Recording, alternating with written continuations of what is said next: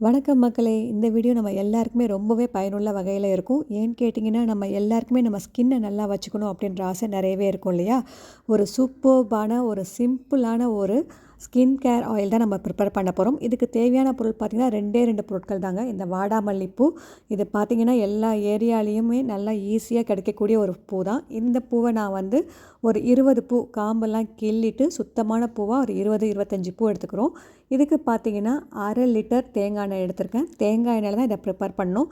தேங்காய் எண்ணெயில என்ன பண்ண போறோம்னா, இத அப்படியே மிக்ஸியில போட்டு அந்த பூவெல்லாம் கிரைண்ட் பண்ணிட்டு, அப்படியே இது கூட ஆட் பண்ணி, வெயில்ல 7 நாள் வச்சு எடுக்க போறோம். இத வந்து நம்ம காய்ச்ச போறது கிடையாது.